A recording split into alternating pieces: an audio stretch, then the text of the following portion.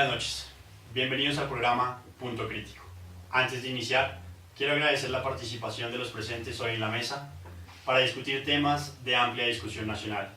Quiero dar la bienvenida a John Vázquez, director de la Agencia para la Cooperación Internacional, Cristian Bello, quien es analista en temas políticos y experto en gobierno en asuntos públicos, al señor David Almanza, quien trabaja para Naciones Unidas y maneja todo el tema que tiene que ver con desarrollo, y a la exalcaldesa del municipio de Mapuripán, quien maneja muy bien temas de violencia y conflicto, quien nos va a contar de su experiencia distintos puntos de vista importantes para el debate que se va a plantear el día de hoy.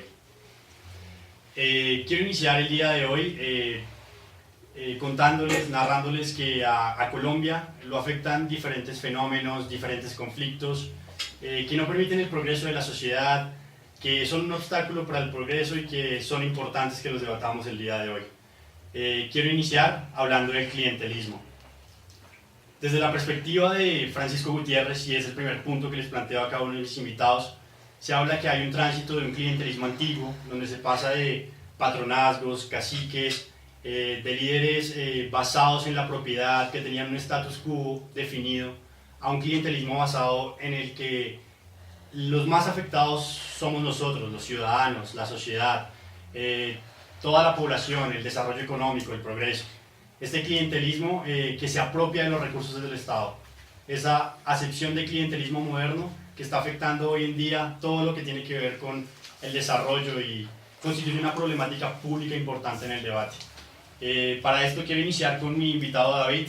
David, ¿tú qué opinas de esta acepción de clientelismo moderno y las diferentes vertientes que se han generado a partir de esto? Primero que todo, buenas noches a todos los compañeros de mesa. Importante primero señalar, digamos, las características del clientelismo como tal.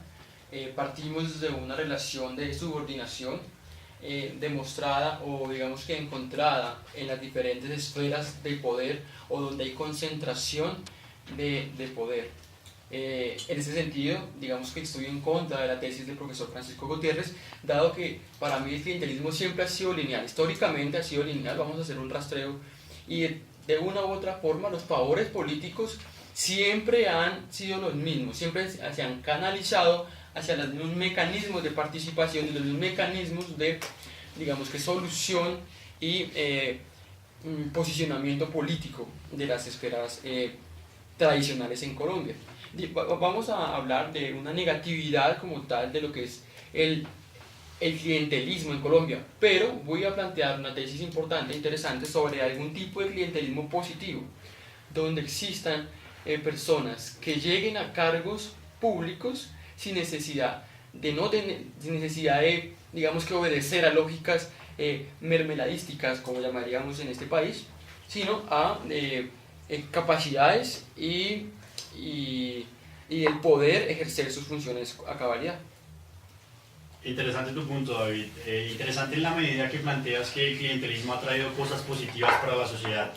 Digamos que estas cosas positivas pueden verse también en el olvido del Estado. Digamos que los políticos en antiguas épocas llegaban con auxilios parlamentarios y ayudaban a la población en temas de servicios públicos, en fin. Digamos que ciertos sectores de la población se sienten conformes con el clientelismo, aceptan esta práctica y es muy generalizada. Para esto quisiera que me contaras desde tu experiencia como analista político, ¿tú qué opinas de esto, Cristian? Digamos, tú que ves la política desde una perspectiva diferente e interesante, ¿tú qué opinas de un fenómeno como el clientelismo que tiene perspectivas positivas y negativas? Buenas noches a toda la mesa. Considero que el clientelismo es perverso. Considero que el clientelismo es una manipulación de las relaciones de poder en la que hay una dominación por medio de los favores políticos. Considero que el clientelismo se ha encargado de subutilizar los sistemas de empleo público y toda la parte de la carrera. Considero que el clientelismo ha sido una práctica enquistada socialmente y aceptada socialmente, obviamente. Considero que no es una práctica ética políticamente. Considero que es necesario adoptar un nuevo paradigma ético con respecto a este problema. Discúlpeme, pero ahí tengo un punto para debatir, y es que la estructura del Estado colombiano no puede funcionar sin lógicas clientelales de la manera positiva, en el sentido netamente estricto de los cargos de libre nombramiento y remoción. Si hablamos de clientelismo como una relación de subordinación, vamos a suponer que aquellos que son nombrados a libre nombramiento y remoción hacen parte de las lógicas clientelares. Muy bien, interesante esta discusión sobre todo lo que tiene que ver con el sistema de mérito, pero reconociendo que hay una invitada muy importante y que desde la experiencia nos puede aportar su conocimiento, toda una experiencia muy valiosa, quisiera que tú, Jessica, me contaras desde Mapiripán cómo se vive el clientelismo. ¿Crees que en verdad ha afectado a tu municipio? ¿Crees que el clientelismo afecta a la sociedad colombiana y en especial al municipio al que fuiste alcalde? Muy buenas noches, primero que todo, a todos. Desde mi experiencia de ser exalcalde de Mapiripán, puedo decir que sí ha afectado al municipio y que esto es un intercambio extraoficial de favores en el cual me he visto afectado. He tenido, ¿cómo se podría decir?, los momentos en el cual he ocupado cargos públicos y he tenido que afrontar esto. Me he visto perjudicada y también sé que ha perjudicado a toda una sociedad. ¿Por qué? Porque estos titulares de cargos públicos se han aprovechado y en mi municipio hicieron una red del clientelismo en el cual colocaron amenazas a funcionarios públicos de que si no participaban en este clientelismo iban a tener o ser perjudicados. Puedo decir que también se ha visto en asignación de puestos y en compra de votos, entonces mi municipio ha sido afectado. Qué pena, señora exalcaldesa, pero entonces tú podrías afirmar que el gabinete que conformaste cuando tuviste ese puesto no obedecía lógicas clientelares. ¿O vamos a suponer que todos los secretarios que conformaban el gabinete de gobierno de la alcaldía municipal de Mapiripán llegaron a sus puestos por un sistema de méritos? Cuéntanos de tu experiencia, que si de verdad crees lo que el analista aquí de Naciones Unidas que nos acompaña, en verdad crees que tu administración se vio untada por el clientelismo. Digamos que David nos plantea una tesis muy interesante, y es que, digamos, ninguna administración, ningún gobierno se puede salvar de ser clientelar. Y, digamos, tiene un aspecto positivo. Y desde tu experiencia en el municipio, ¿crees que en verdad afectó, o crees que tú en verdad te viste untada, por decirlo así, de este tema clientelar? Claro que sí, el clientelismo hubo un tiempo en el cual una red clientelista entró en mi municipio y quiso tener un intercambio de favores y obtener un beneficio privado. Pero puedo decir que esto del clientelismo es algo ético de cada funcionario público y no me vi untada, pero sí me vi perjudicada por una red clientelar. Bueno, muy bien, muy interesantes estas tesis. Digamos, para darle paso a nuestro invitado John, vemos que ya hay 3 puntos muy interesantes, 3 perspectivas. Quisiéramos escuchar la tuya para, digamos, consolidar todo un tema, generar todo un debate y, digamos, llegar a unas conclusiones básicas sobre este fenómeno que, como hemos visto, tiene aspectos positivos y negativos desde diferentes perspectivas. Buenas noches. Primero que todo, haciendo referencia a la pregunta de la alcaldesa y la respuesta, creo que se ha notado que en el caso colombiano existe una deficiencia en la carrera administrativa, ya que muchos de los empleos públicos, la mayoría son de libre nombramiento y remoción, y solo el 45% sería por carrera administrativa.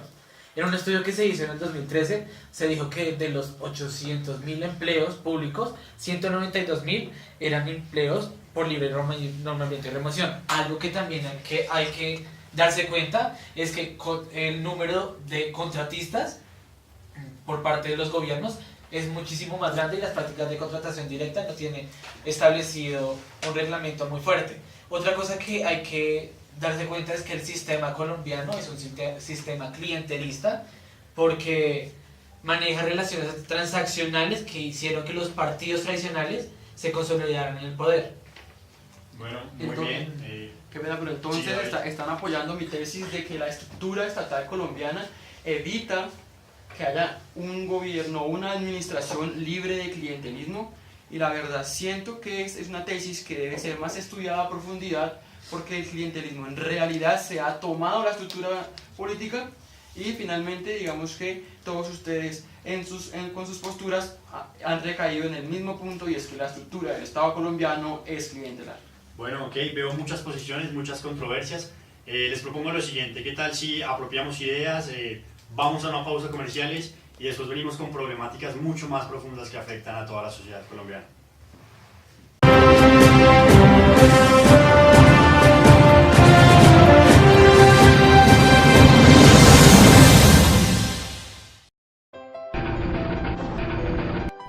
Los 115 mililitros de agua que todos los días bebe Juan en la noche. Las 4 boquillas que Ana enciende cada mañana para prepararle el desayuno a Sara y Nicolás. Las 18 bombillas que necesitó María para ver la primera obra de teatro de Gaby.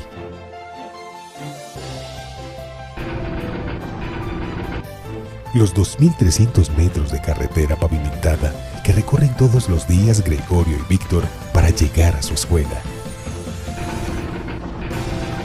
Son el resultado del trabajo arduo de los administradores públicos, hombres y mujeres que día a día contribuyen a mejorar a Colombia y con su esfuerzo transforman vidas como las de Juan, Ana, Sara, Nicolás, María, Gaby, Víctor y Gregorio. Pero todos ellos comenzaron aquí, en la Escuela Superior de Administración Pública, un lugar donde formamos, capacitamos y actualizamos jóvenes líderes encargados de administrar nuestro país, convirtiéndonos en el piñón y eje fundamental de la estructura estatal que hace avanzar a Colombia. ESAP, formando líderes para el buen gobierno.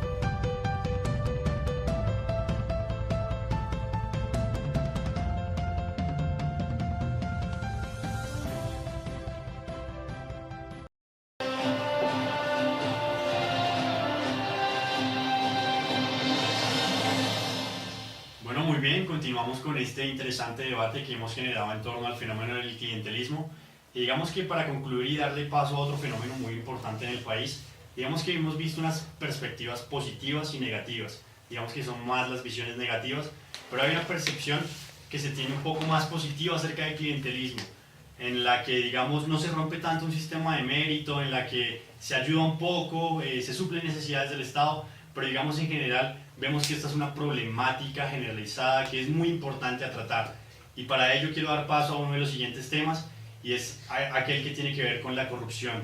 Digamos que la corrupción es otro fenómeno muy ligado al clientelismo, incluso en la literatura suele haber una confusión entre estos dos términos, pero digamos que es importante ahondar en este fenómeno.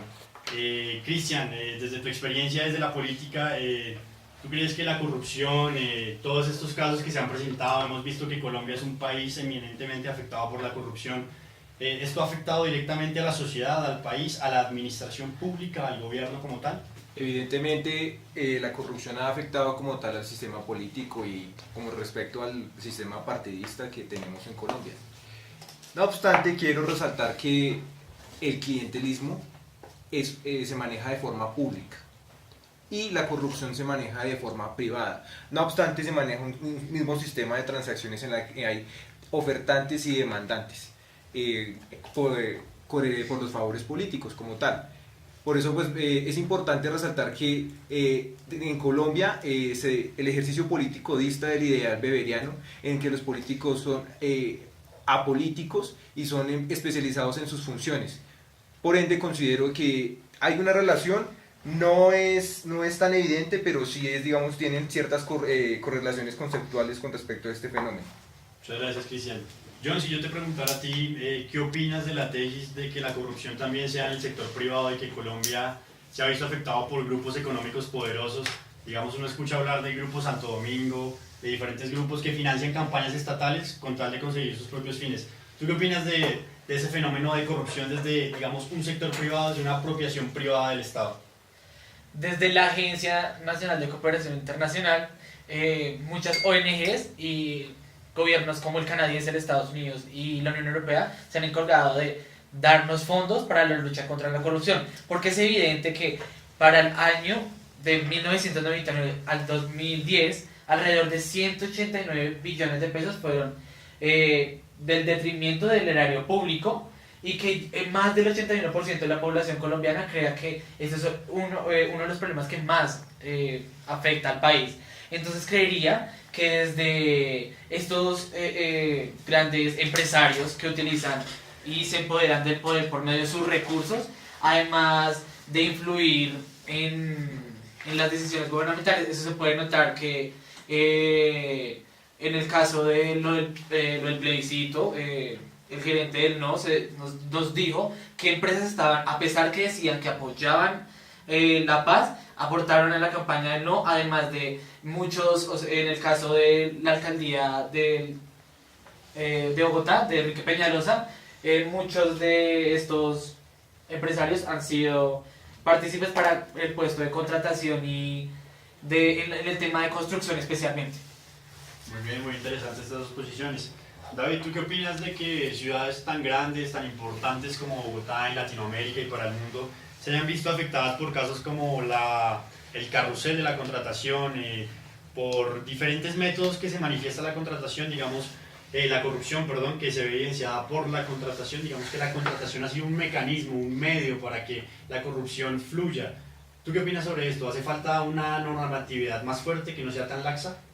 Bueno, desde Naciones Unidas digamos que se ha venido trabajando sobre el modelo de gerencia pública. El modelo de gerencia pública busca obviamente, como ya todos lo sabemos, la maximización, por ejemplo, de los recursos y para favorecer a toda la ciudadanía. En ese sentido, digamos que estoy en contra, digamos, de la postura del doctor John, ya que siento que impedir, ¿cierto?, la participación de grupos económicos en la política es ir en contra de las lógicas democráticas.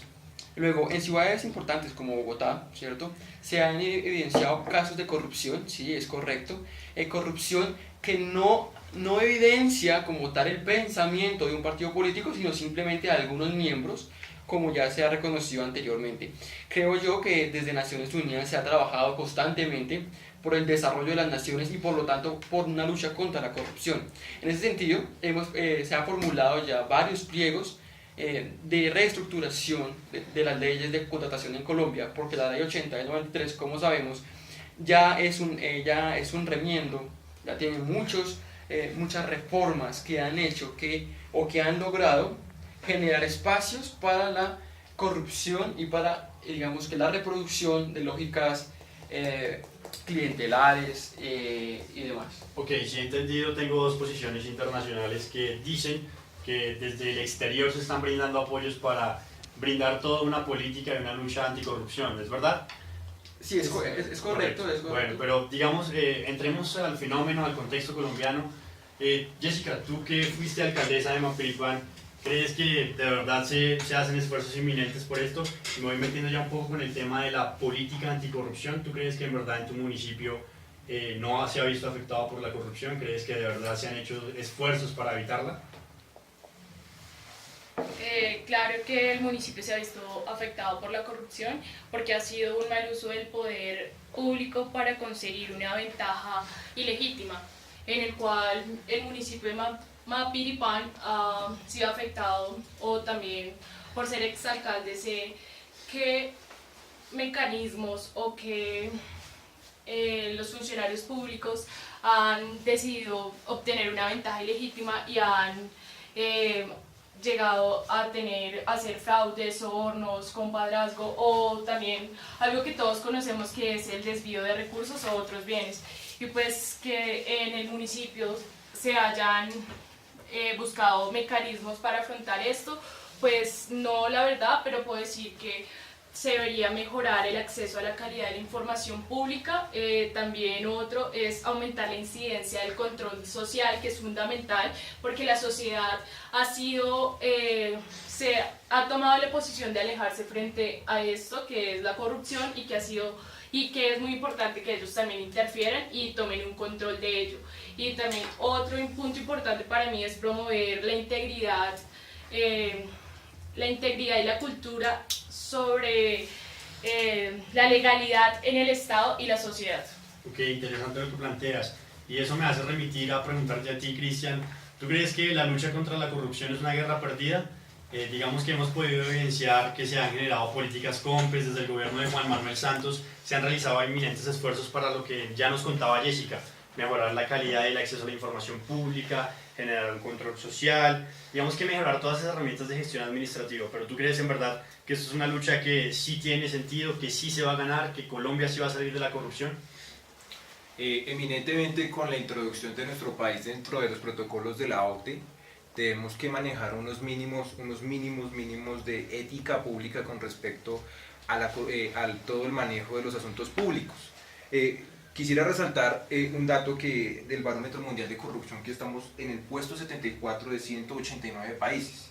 Además, quiero resaltar que los procesos de contratación en Colombia, para que se logren hacer, sean más transparentes y se evite la corrupción y los procesos amarrados, es necesario un proceso público, de que se hagan debates públicos en las plazas, donde la gente conozca los procesos de contratación y donde se vean involucrados por medio de cartas en las que se les cuenten los procesos que están adelantando con sus dineros.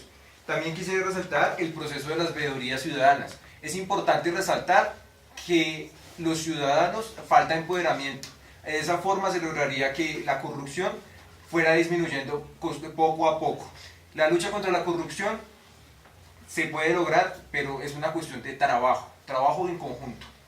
John, de 1 a 10, ¿cómo calificas a Colombia en corrupción? ¿Qué tan grave es el nivel en el que estamos? 8, porque desde el informe de la Secretaría de Transparencia de la Presidencia de la República se dieron cuenta de los 1.850 sanciones que se han logrado por el detrimento contra la administración pública.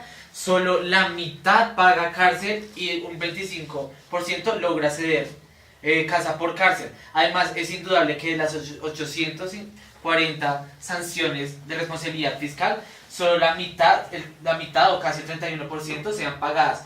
Me parece que la lucha contra la corrupción no se ha hecho de manera articulada y no se ha integrado a todos los sectores de la sociedad, porque una de los más afectados, y creo que son los promotores de esto, han sido los partidos políticos. Y es indudable que para las elecciones del año 2015, personas que tienen investigaciones en la fiscalía puedan lograr avales y puedan ganar candidaturas, como el alcalde de Yopal, John Jairo Torres, alias John Calzones, que está investigado por narcotráfico, la gobernadora del Valle, que está investigada por enriquecimiento ilícito, y Navio Echeverría, que ahora es el gobernador del Guaviare y que también está investigado por narcotráfico. Entonces me parece que desde los partidos políticos se debería llevar un control sobre los avales de las personas que sean totalmente aptas para recibir este tipo de apoyos. Bueno, David, y entonces, ¿tú qué opinas en ese contexto? Digamos, yo nos plantea que no hay unas sanciones fuertes, digamos que quienes incurren en corrupción,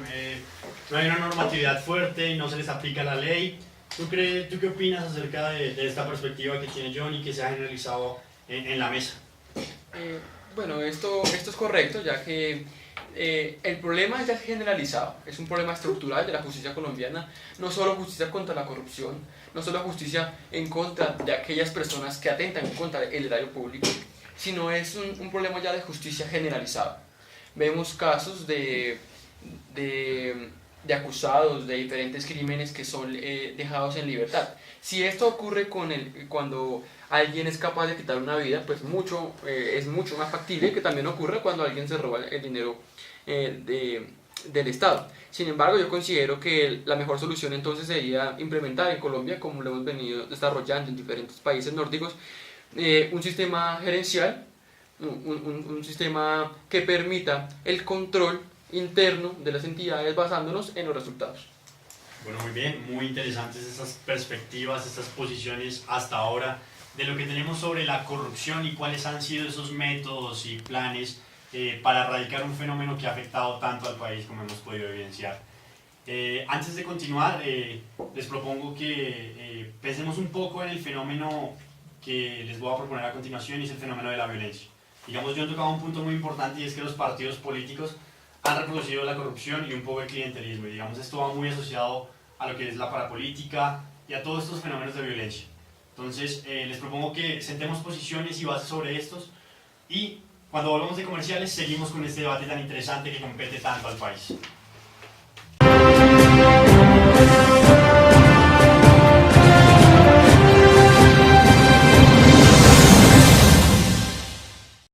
Em São Paulo eu conheci um colombiano com o que me casei. E quando decidimos vir à Colômbia, não sabia o que esperar. Pero quando cheguei a Bogotá e la vi toda arregladita, toda bonita, me enamorei. Bogotá, em uma só palavra, não se pode descrever. Bogotá são muitas coisas, são callecitas coloniales, construções monumentales, todo tipo de rumbas, de restaurantes, shoppings enormes, pueblitos chiquitos e hermosos. É uma cidade onde sempre há planos distintos e muitas coisas novas por fazer. Uma cidade que surpreende e que tem muitas pessoas distintas, pero com algo em comum, a amabilidade com a que te recebem. Colômbia, o riesgo é que te quieras quedar.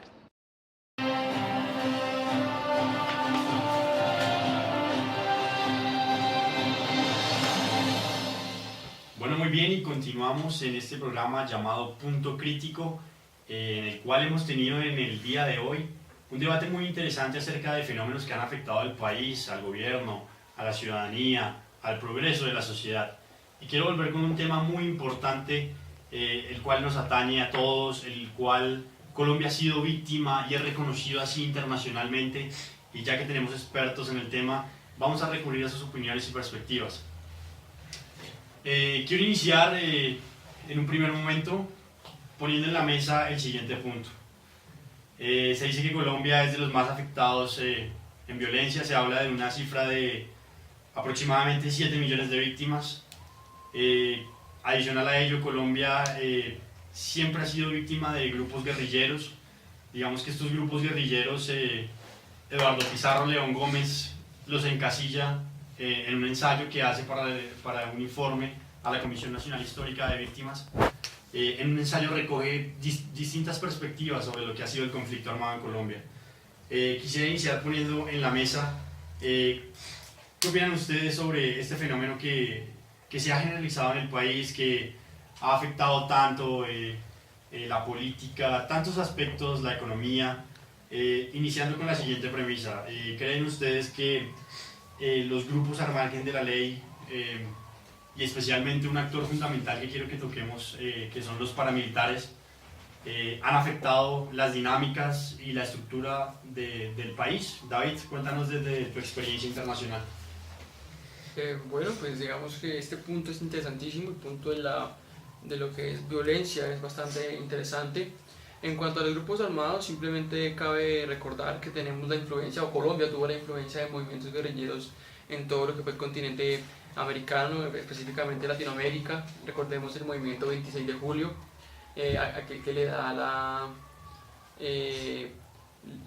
digamos que la libertad de un régimen en Cuba, liderado obviamente por Fidel Castro. También nos llegan diferentes impulsos de Nicaragua y demás. Pero es interesante también poner algo en la mesa, y es que Colombia ha tenido un conflicto de más de 50 años y no podemos decir que es únicamente por el problema de la desigualdad. Ahí hay un tema de fondo que son las drogas. Hay que tocar las drogas. ¿Por qué?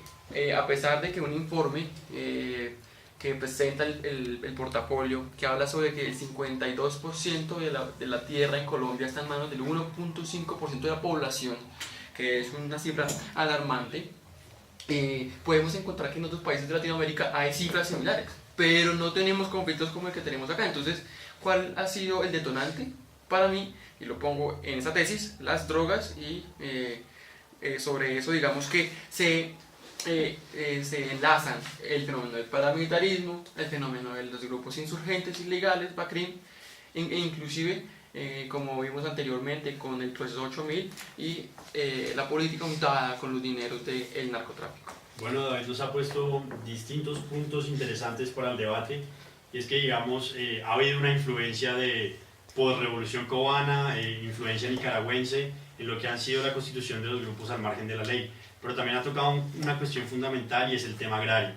Pero antes, digamos, de ahondar en esto y el tema de las drogas que bien nos propone David, quisiera preguntarle a Cristian, quien maneja muy bien el tema político, si considera que este es un conflicto que se generó desde el siglo XIX y digamos esto teniendo en cuenta que en esa época se desataron todo lo que fueron las guerrillas liberales, la guerra de los 1000 días, en fin, una serie de diferentes conflictos que se desataron y que impregnaron mucho el país. Digamos que en este punto quiero que me hagas como una perspectiva histórica, teniendo en cuenta lo que fue el Frente Nacional y una controversia de la que nos habla Pizarro León Gómez, y es que en el Frente Nacional, curiosamente, un espacio restrictivo se consolidó una paz, pero digamos en una apertura democrática como fue la constituyente del 91, se generaron todo tipo de violencia, se agitó los años 80, en fin, este fenómeno tan complejo, ¿cómo lo percibes tú, especialmente desde ese enfoque histórico? Buenas noches. Considero que las guerrillas y toda la generación de violencia en el país se ha dado porque ha habido un choque entre proyectos de nación, entre varios grupos y sectores de interés. Por un lado está la guerrilla, que busca reivindicar el factor de la función social de la tierra, que es muy importante, debido a que la tierra debe ser para las personas que la exploten como tal.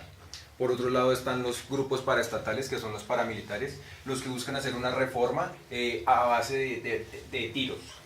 También podemos ver que la influencia histórica que ha habido y todo el asunto del Frente Nacional ha sido que la única forma de poder gobernar en este país es generando coaliciones, generando acuerdos, generando también una política de dineros también calientes, como es el hecho de en la constituyente del 91 y este señor, por ejemplo, Samper, con el proceso 8000, en el que se vio involucrado.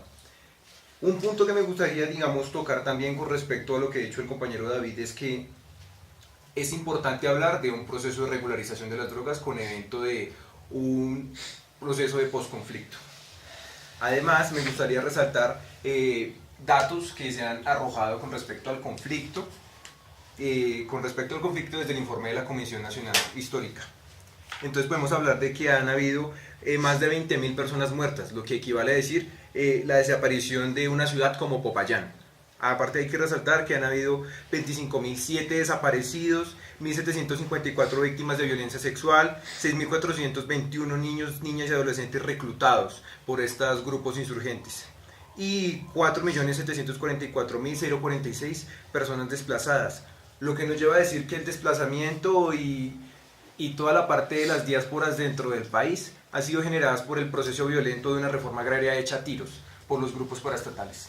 Gracias. Bien, muy interesante esta perspectiva, pero digamos quisiera plantearle a mis otros invitados la cuestión de que digamos si la violencia se desató fue por un olvido del Estado. Digamos que esto en el marco de, digamos que cada vez que se quería impulsar una reforma agraria siempre había una contrarreforma, digamos se menciona la del Pacto del Chicoral y adicional a ello, por ejemplo el surgimiento de los paramilitares, digamos que nace en un marco legal, en el marco de las Convivir, en el gobierno de Gaviria, que da tránsito al de Samper, digamos que surgieron porque con un discurso de contrainsurgencia, por decirlo así. Entonces, digamos, desde la perspectiva del analista John, quien es un invitado que maneja muy bien el tema internacional, ¿cómo ves tú la perspectiva del conflicto, digamos, en ese marco de si es un olvido del Estado, de si, digamos, el Estado abandonó a la población?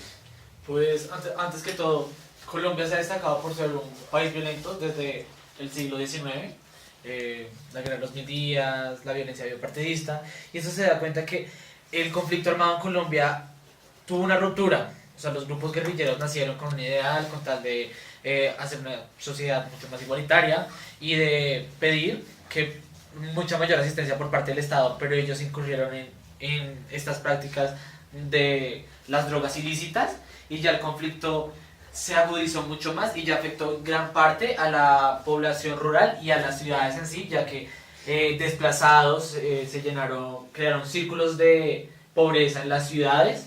Al igual creería que el actor más responsable en el conflicto armado ha sido el Estado por su debilidad, por sus instituciones son tan débiles que no pueden llegar a territorios alejados y sus servicios son muy precarios. Entonces creería que en este momento que estamos hablando de un acuerdo para acabar el conflicto armado, sería importante avanzar en el tema, un nuevo enfoque en la lucha contra el narcotráfico, dejando atrás los conflictos armados, derrota militar, sino un tema más de erradicación de cultivos y reparación de tierras, en el sentido de que ya se va a tener un enfoque mucho más integral y también considerar que la drogadización es un problema de salud pública, al igual de fortalecer aquellas instituciones que se van a encargar de implementar estos acuerdos, al igual de impulsar una nueva dinámica que permita que estos grupos al margen de la ley se incorporen a la sociedad y se rehabiliten. Gracias por tu intervención, John. Bueno, quisiera darle paso a una invitada muy especial que nos acompaña el día de hoy. Digamos que por su relación con el conflicto armado directamente, su vínculo, Jessica nos puede hablar y aportar desde su experiencia elementos importantes en el tema del conflicto armado.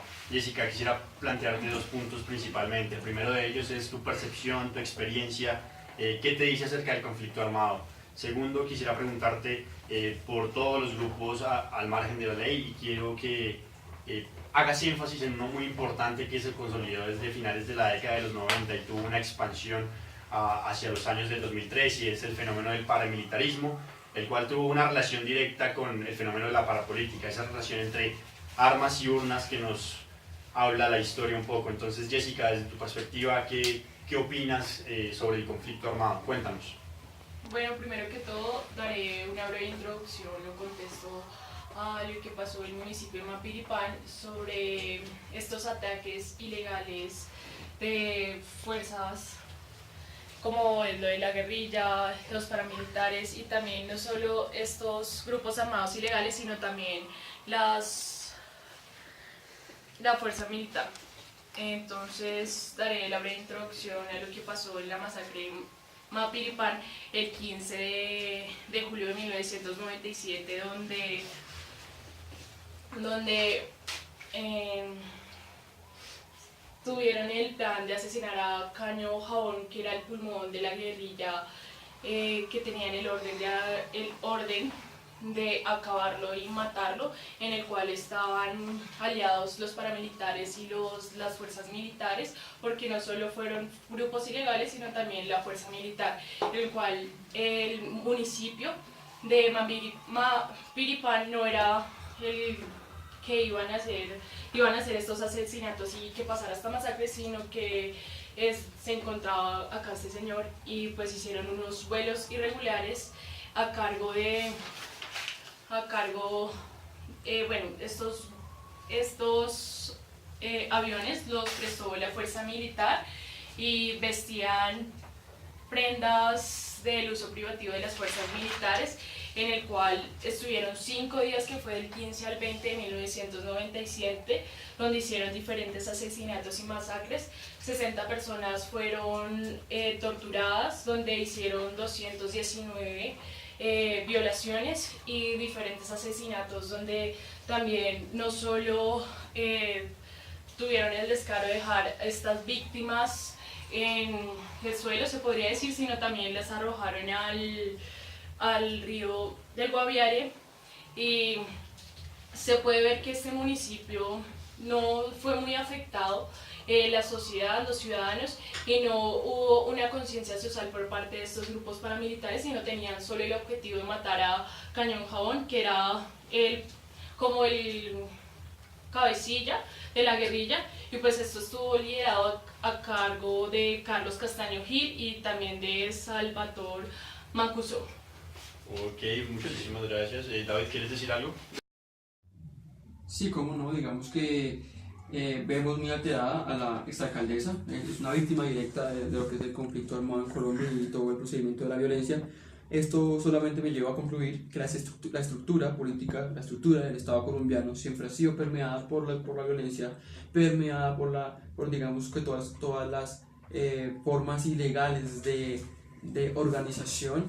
De esta forma, cabe señalar que este debate nos ha permitido entender un poco más la realidad colombiana a través de las diferentes posturas, y siempre teniendo como punto clave la ciudadanía y digamos que el ejercicio que tenemos, aunque han tenido esos fenómenos, para el desarrollo de la administración pública a nivel nacional. Bueno, muchas gracias a todos por su participación. Evidentemente hemos tocado puntos muy críticos, muy sensibles para la ciudadanía, que evidentemente afectan el desarrollo, el progreso de la sociedad, pero que sin embargo son retos que se pueden superar. Hemos visto que son problemáticas que han aquejado a la sociedad a lo largo de la historia, pero también somos conscientes de que hay una futura generación de servidores públicos, de todas personas aquellas que tienen vocación de servicio, de que en verdad esta situación es posible cambiar.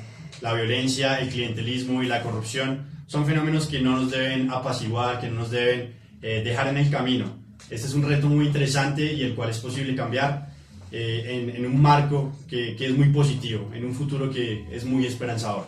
Muchas gracias a todos por estar hoy en el programa Punto Crítico, agradecemos a todos por su participación. Esto es todo por el día de hoy, nos vemos en una próxima ocasión. Gracias.